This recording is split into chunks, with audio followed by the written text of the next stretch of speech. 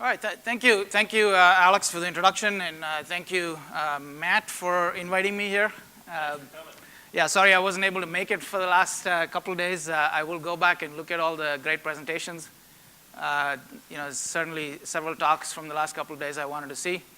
I actually, have great respect for IMTC and all the work that's gone on for 20 years, and I'm thrilled to be here for the 20-year anniversary. As Jeff talked earlier about being an outsider, I'm sort of an outsider to this space.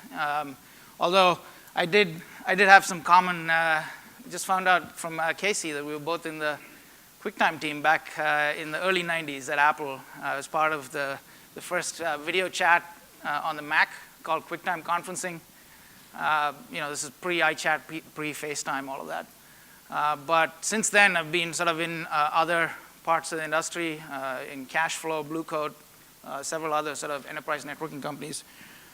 Today, I wanted to talk about BlueJeans, which is a cloud-based service that I founded about 2.5, 3 years ago, and we've been in service for 2 years, growing rapidly. And I wanted to, in 20 minutes, I guess, I have 20 slides, so hopefully all of you can keep up. You can learn about 20 slides, 20 minutes, 2 years of experience running BlueJeans and how we sort of came about. And obviously, I want to ask IMTC for some help here, how this organization can help us going forward. The topic was, what is cloud services, how it works, who will win. I actually don't know who put that topic together. Maybe it was Matt. I have no idea. But I put some slides together for that topic. So let me start off here. Can anybody identify what that is? Yeah, I heard something here. So that is St. Peter's in 2005, when the Pope was named. So you can see that's what it looked like. That's what it looked like in 2013. So you can see the number of cell phones. Back there was one guy trying to take a photograph, and that's what it looked like in 2013. So the world has obviously changed, and you've heard that theme from everywhere. That's what an office looks like back in the 90s, I think, when IMTC got started probably. And that's what today's office is, right? So 20 years of IMTC, I'm fortunate for all the hard work that the industry has done to allow us to get to this point in video communication. And without all that hard work, without the codecs working right, without the hardware being there, the high definition cameras, the high def TV screens, the internet capacity increasing. Without all of that, we wouldn't be where we are today. And I feel very fortunate that we got started about 2-3 years ago, and we feel we're just getting started with the adoption of video in the business world. And as the next generation of the workforce enters, BlueJeans is used in a lot of young companies today. Facebook's a big user, Twitter is a big user. And we see, that kind of young workforce and how they use video. And the question is not that, can I use video? It's like, why isn't video already there, right? And so we're seeing that with the next generation. We've come a long way. And yet, if you look, it's not ubiquitous. We know so many companies that you go to that video is really not being used, and business video is not that ubiquitous. Why is that? Obviously, it's the complexity that you heard about, Casey talk about earlier. There's the incompatibility, all the different islands, the interop issues, and it's expensive as well. It took a lot of money to get all these hardware and all of that in place. So this is where, coming in as an industry outsider, we were able to look at it, very differently. We felt that business video was still sitting in the switchboard era about 2-3 years ago. And doing a call outside of your company required you to give IT notice, anywhere from 48 hours to maybe even 2 weeks sometimes. And it was just used as a glorified intercom. And then if you want to try to do anything outside of your own sort of corporate systems or something that your IT is tested with, all bets are off if you wanted to make Skype work or any of that. And to see how business is really done, 80 billion minutes, this is in 2010, 80 billion minutes of audio conferencing. That's how business is done today on audio. And I think we were generous at that time saying 200 million minutes of video. So this is where the whole cloud comes in, cloud to the rescue. Unlike, I don't see it as rain clouds and cloudy and unhappy looking clouds. It's a little bit of clouds in this blue sky ahead. And the cloud is going to help us make it easy, make it open, make it affordable. And how are we going to do that? Well, how is BlueJeans doing that? I mean, I'm not going to sort of pitch here on what BlueJeans does. But that's what we've done. We've taken each one of those. We've taken the complexity, made it easy with the cloud-based service. We made it open, made it interoperable, and then made it hugely affordable. And the rest of my talk is really how we did it and what are some of the challenges we faced and how can IMTC help. So today, BlueJeans is a service. It's used worldwide. We have all the way from small law firms to design firms to mid-sized companies to large Fortune 50 companies that are using our service. You can actually go right now, in the next 5 minutes, sign up for an account. And you can host a call, and on that single call, you could have people join all the way from telepresence systems to Cisco, Polycom, life-size video, any of those, to Skype, Google Talk, on the same call, Microsoft Link. And if you don't have any of that, you could actually have people join over a phone line. We have 50 numbers around the world. And you can do that right now in the next 5 minutes if you wanted to.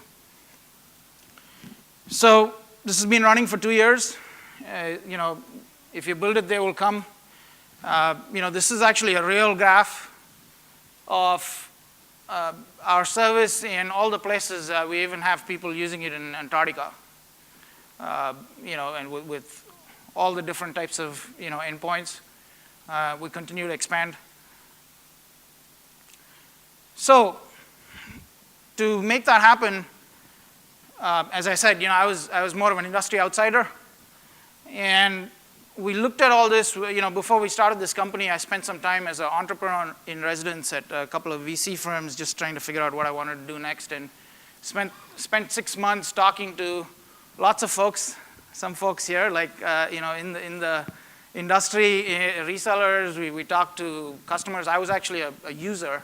At Cashflow and Blue Coat, I actually ran an engineering team that was spanning across Canada, North America, Eastern Europe, and we basically used video, and I had my own experiences of having it hard to use.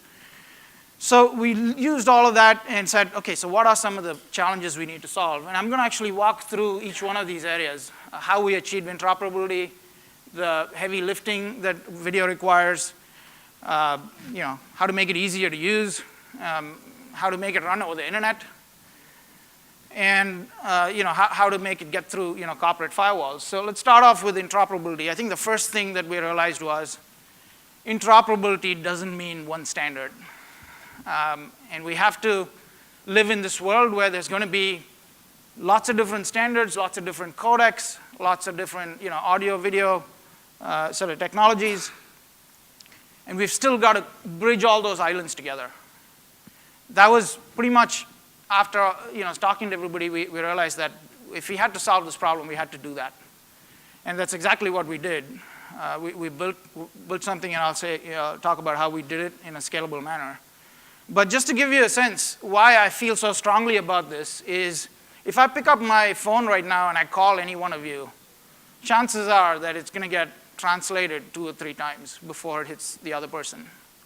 The phone network's been around for 100 years, and it still needs that.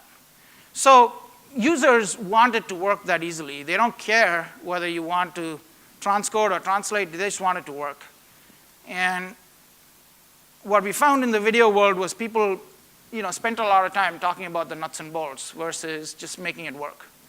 So for us, this was table stakes to start with, and we solved that problem. We actually, from day one, I think we sort of got our claim to fame because we were the first ones to get Skype interoperating with conference room systems.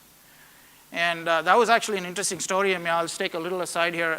We said we have to do this. So it's, sitting in a venture capital sort of conference room saying, okay, we've got to get this done. Well, how do you do it? So we actually went and talked to the guys at Skype. We actually talked to several folks in the industry. Have you talked to Skype? And they said, well, we've talked to Skype, but Skype really doesn't want to do this. We went to Skype and we said, would you open up your protocol or APIs to do this? And they said, maybe, I don't think we can do that. But at the same time, they were building something to make Skype run on TVs. It was an SDK they were building to license to others. So we asked them, can you give us that SDK? We'll run it on servers in the cloud. And at that time, Jonathan, who was running that team, said, Christensen, some of you may know him, said, well, I don't think you can make that work. So he said, well, give it to us, we'll try. And we actually took that SDK that actually supposed to run on ARM processors, and it was running on x86 because they needed to make it run for test and development. And we took that, and we ran a few hundred of it on servers, and we actually used that to gateway out of Skype into RTP, into our software systems. And it worked, and we could actually scale it. In terms of just hardware, we felt the whole sort of conferencing landscape was changing. We felt we needed to support conference rooms as well as mobile devices and all the different sort of form factors. And the more we talked to people, our initial business plan was actually to build a low-cost endpoint as well with the cloud service. But then we found out that a lot of people are going to do that anyway. So we actually didn't pursue this, but today you can actually start seeing sub $1,000 endpoints that are pretty damn good in quality. When we started, people said it was going to be too hard to do this because you had to do all this transcoding in the cloud, and it required DSPs and FPGAs. And for us, we always said, okay, well, if we have to go down that path, then we're, before I even start my PowerPoint presentation to get some money, if I had to build that thing on the right, I would have been walked out the door. So we said, well, we can't do that. So we really decided to sort of go about doing this in a much more web company style. Google, how Google does search, or Akamai does content delivery networks, or any of the web companies. And we, from day one, in fact, I actually explored using GPUs and things like that and decided to abandon that because x86, what happened about 2 years, 3 years ago, maybe 4 or 5 years ago, is Intel ran into a wall. They couldn't make their processors go any faster. So what did they do? They started putting more cores into these processors. It's not like I can run PowerPoint any faster with those cores. But something like this, to do heavy video transcoding or any kind of processing, it was really good. So basically what we did was, along with this Skype kit and that type of gateway and a completely software-based approach that was in the cloud, we created our first service, which is the ability for, in a business, host a call which can have Skype callers as well as large conference room systems. And that was our first product. We had to make the ability to dial in from Skype or from conference rooms or from any other system easy. And as you know, there's so many different addressing schemes used. There's all the way from E164 numbers to IP addresses to email style to buddies, and how do you make all that work? Even if you knew how to make all the protocols work, you had to make this addressing system work. So at BlueJeans, we actually just completely sidestepped that. you don't need to worry about any of the addressing. You get invited to a meeting, and you sort of stay within your own addressing. So if you're joining from Skype, you click a link, and you're actually calling a Skype buddy. So you stay within this buddy system in Skype. If you're calling from a conference room system, you can do URIs, you can do IP addresses. So each system that you dial into, you sort of keep that. I think where things are going is, all of our contacts are in our mobile phones. And I'll come back. I mean, this is one of the areas where a body like IMTC can help, where we really need to make it work so seamlessly that you can take any of your mobile contacts, call them, walk into a room, and then decide to take the call in that room, or on your desk or somewhere else. That's where I sort of see things going. Anybody who's tried to attempt federation across multiple enterprises, I think it's like pointless exercise. It's just not going to happen. It's too cumbersome. You have to do this either in a completely open federation, like how the email system works, using just DNS lookups. But there are ways to sort of completely avoid it as well. The other very key piece that we, from day one, started is, yes, we knew, the internet was getting better, but it was still flaky.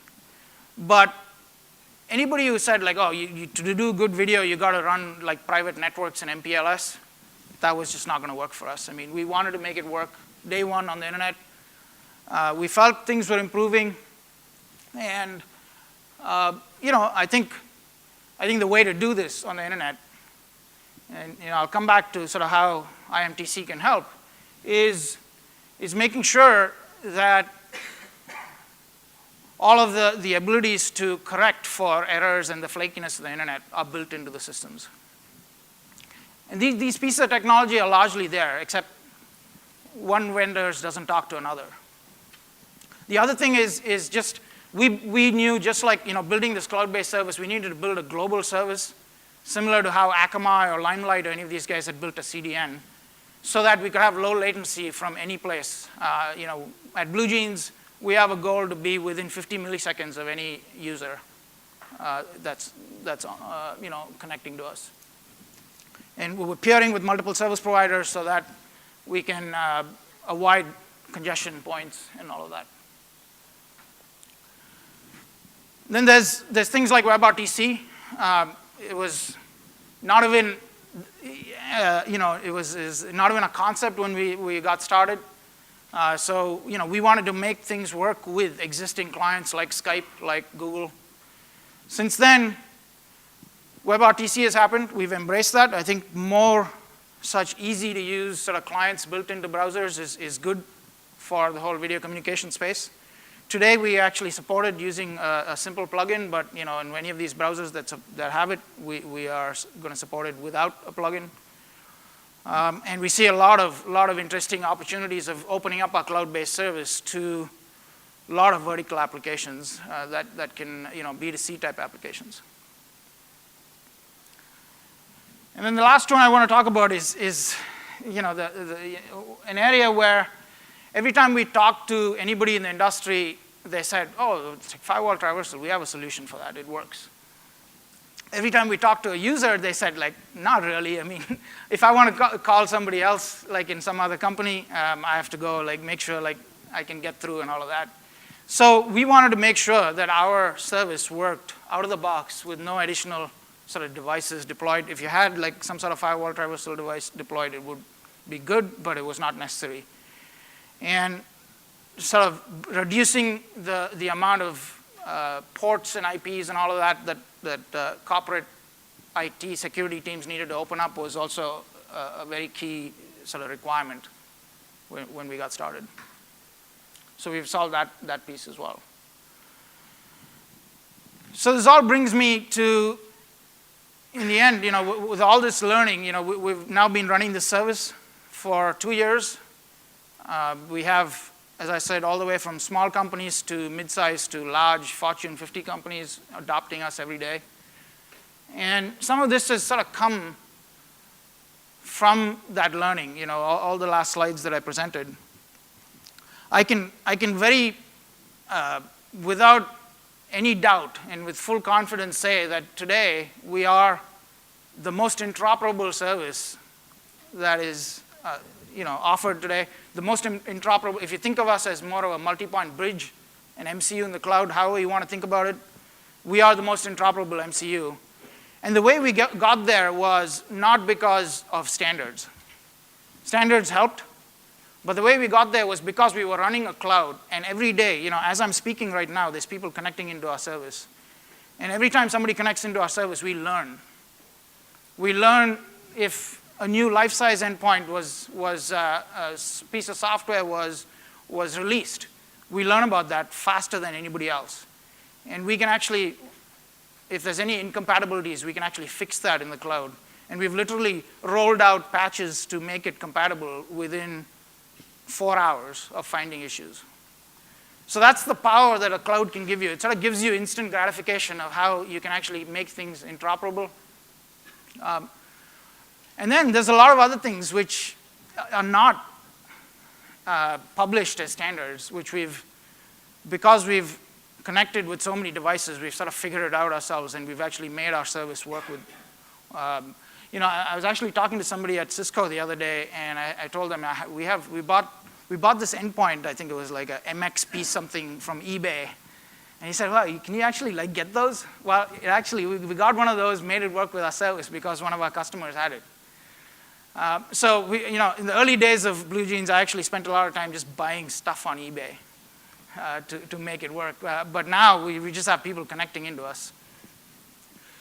So what I'd like to say here is, how can IMTC help? Well, IMTC, I saw earlier Anatoly put up all the sort of working groups. You're working on where some of the other standards bodies left off, making things compatible. But I feel, given all the right vendors are here, I think the most important thing that the vendors can do here is pledge to be open. And what I mean by that is sort of going back a few slides. Interoperability doesn't mean one standard or some open standards. If some of these vendors are willing to just document some of their extensions so that a cloud service provider doesn't need to go and figure it out ourselves every time somebody connects to us, I think that'll go a long way. We have to make all of this work over the internet. If somebody wants an MPLS network and nice and high quality of service network, they can do it. But for it to be ubiquitous, it has to work on the internet. And to do that, I see a lot of vendors today put proprietary extensions that will only work between their systems. And I think we should use IMTC to pledge to at least document that. I don't know how hard or easy. I'm happy to have more conversations one-on-one with folks. But that's what I'd like to see from IMTC. Obviously, the second piece that I'd like to see from IMTC is, I call this the Maslow's hierarchy of protocols. And so those of you familiar with what Maslow's hierarchy is, it's basically, humans require sort of basic subsistence first, food and clothing and all of that before they start requiring more sort of intellectual, aspects of how they want to be, right?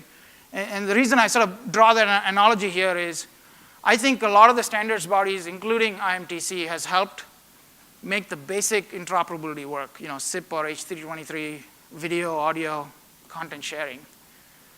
We've now got to go to the next level. We've got to make the bandwidth management between these systems work interoperably well, the forward error correction, the other sort of error resilience techniques. And a lot of these,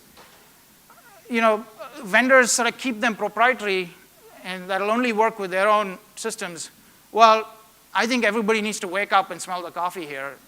Without being interoperable, you don't have much of a future. And the topic was who will win. Well, certainly we're a competitor. We compete, and we hope we will be, in that winning pool. But from a vendor perspective, those who embrace this openness are the ones that are going to win. That's in the end, the real winners are going to be the consumers. And 20 years of IMTC, we haven't even seen the adoption of video yet. It's just getting started. And if we do all of this and pledge to be open and build some the next level of standards around things that are not quite standardized, I think there's going to be a huge explosion. I mean, we're just not even started with the use of video. I mean, as I said, 80 billion minutes, I think that's like 100 billion minutes of audio conferencing happening today. I think there's opportunity to make every one of that video.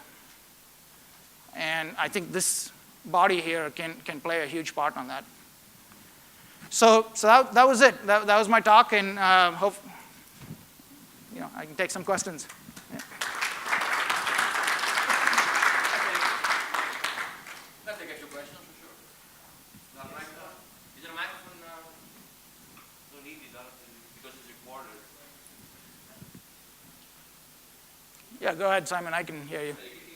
Yeah. I have the pleasure of knowing Alagu before he was starting that.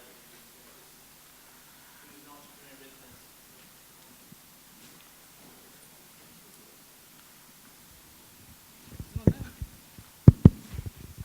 Yeah, I had the pleasure of knowing Alagu when he contacted me as to help him build BlueJeans, and I think it's really fantastic what you have done since I left in late 2010.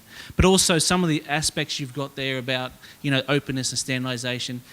You know that I've been a big advocate for that for many years, and some of those standards such as tunneling over HTTP, that's actually been standardized in the ITU now.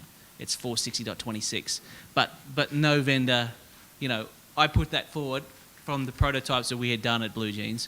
I put it forward, but yet the vendors have yet not to accept it. So it's really important that the group, not only is this work going on, it's the work is going on, just that it's important that the vendors come on board with what work's going on. Yeah, so absolutely, and I think a lot of vendors have their own version of tunneling. And what I'm asking for is two things, right? I'm asking for, well, if you don't want to take a standard like what Simon has put out, then at least publish what you've done. And as a cloud service, we have no issue with actually implementing something proprietary. We made Skype work, we made Google Talk work, right? These were all proprietary. But it would be even better if you could, embrace a standard in that area. I have a question. Yep.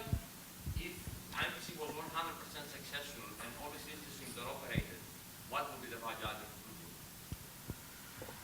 Well, so as I said, as these cloud services, one of my slides there was about how to make this work well over the internet, you have to build a sort of a CDN-like infrastructure. And we feel very strongly that, so today, for example, let's take like content delivery and video streaming. There are companies like Akamai, like Limelight, that build that infrastructure to help you deliver video across the world, right? It's not that, streaming video is not interoperable. It is interoperable today. But still, you have the need for these cloud infrastructure companies that deliver in a high-quality manner that is enterprise-ready around the world. BlueJeans is not just building interoperability, we're building that cloud service. We are seeing every day healthcare companies come to us that want to build, maybe 5–10% of doctor-patient interactions can happen over video. It's not the job of one of these hospital networks to go build that type of cloud network. They just want to incorporate that into their healthcare portal. Their job is to provide healthcare. They want to incorporate this. Kind of like, think of Google Maps. Okay, it's one of the most popular applications embedded in other people's websites on the internet today. Well, if I wanted to put Google Maps into my website, all I did was 4 lines of JavaScript, and I got a Google Map in there with a flag saying, where's my office, all of that type of stuff. Now, imagine the power behind Google Maps. There's cars roaming the street taking photographs, there's satellites circling, there's GPS, all that cloud infrastructure happened. Well, what BlueJeans wants to be, or any cloud service provider wants, is that infrastructure for real-time communication. Thank you very much. Thank you. All right.